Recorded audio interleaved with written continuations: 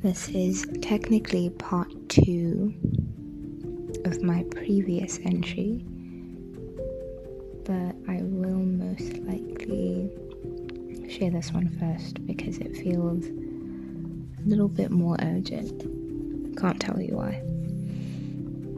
Because I don't know. Not because I'm being secretive, I genuinely don't know why. On being seen. If you are anything like me, you might feel obligated, I think obligated is the word,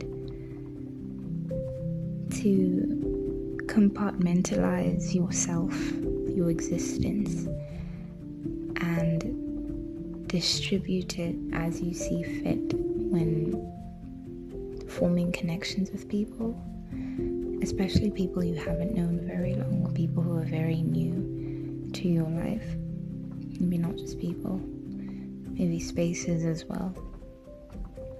Feeling like you have to pack the best parts of yourself, the most palatable parts of yourself into neat boxes and order them from most palatable to least. The things that you think will be received best going first because you're trying to make a good impression, because you, in a way, feel a pressure to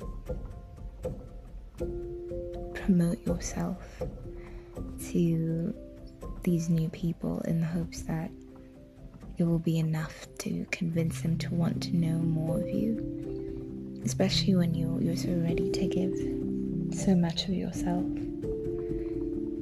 And it's a disservice to ourselves because we are experiences. We are meant to be experienced. So while it is very natural to feel a pressure to share the best part of your self in every aspect, it just doesn't make sense to try and do that in small chunks of time. But it feels like a frantic desperation to deliver all those best parts of yourself to whoever you'd like to share them with. Because if you don't, then you might have wasted a chance to make a good first impression, to just make a good impression.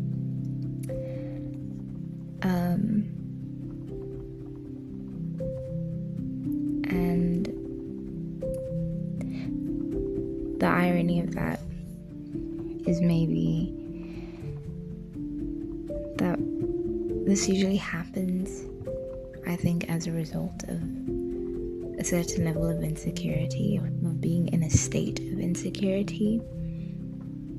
But it seems like a subconscious proof of the fact that you have an appreciation, a respect for the parts of yourself you feel no one will know unless you deliver them,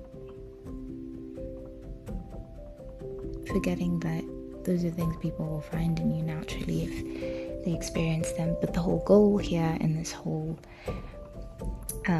package and deliver situation is that you are trying to convince them that you're worth the time, you're worth diving into, you are a world that you want to share with someone else, with other people. And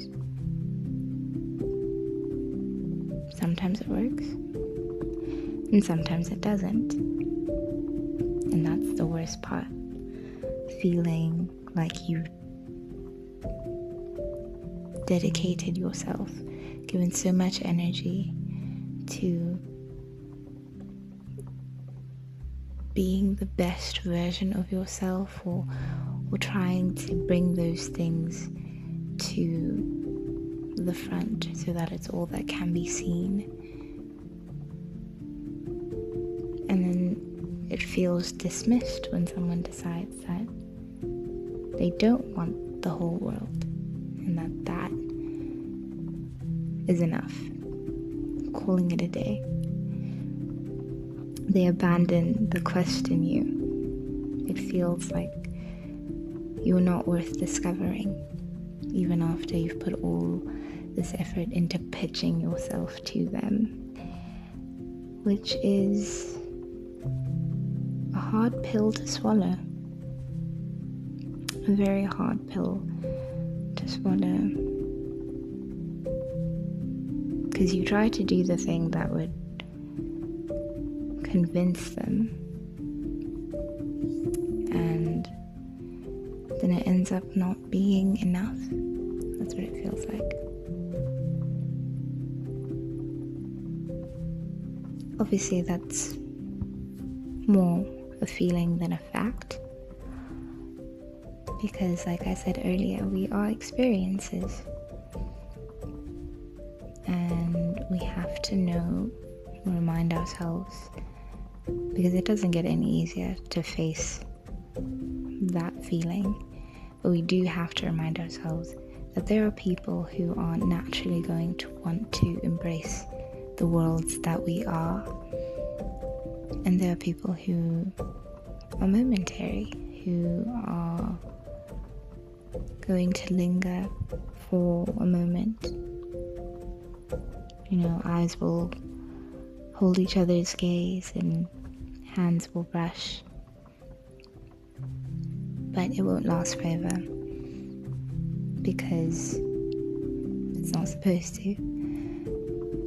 But the beauty in that is every connection, big, small, long, short, is one that holds meaning. I'd like to believe that it all holds meaning in some way, because it's so rare that you get to meet anyone. Think about how big the world is. It's so incredibly amazing that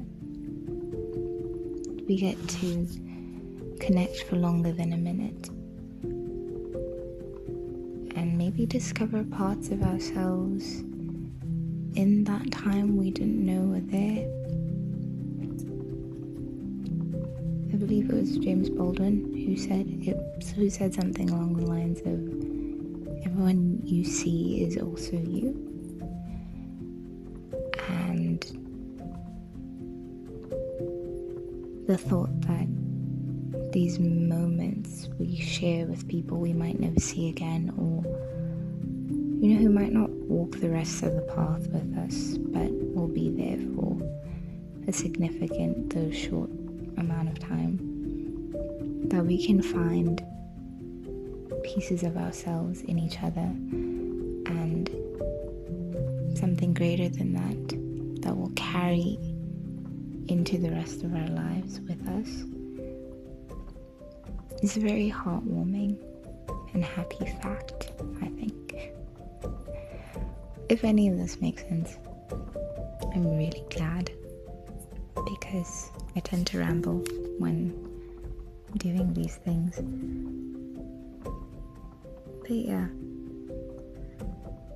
the reason I'd say this is part 2 is because I'm on a streak, I think, of embracing very human feelings, the pleasant and the not so pleasant things of being and feeling.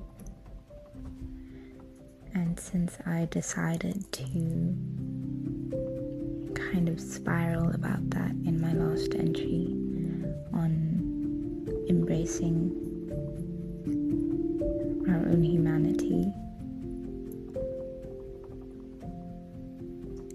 this kind of felt connected. This felt like an extension of that. Also, I thought of it right after I finished the other entry, so yeah. You are an experience. You are more than a presentation to be given in an hour's time or on a single adventure out in the world. You're more than a couple of hours. And there's people, there's spaces and corners of the world just waiting to embrace you as you are. No rush. Appreciating every new discovery as it comes while spending time with you. And the most exciting part is that it can start with you and yourself. Spending more time experiencing you. Because that makes sense. Right? Okay, that's enough.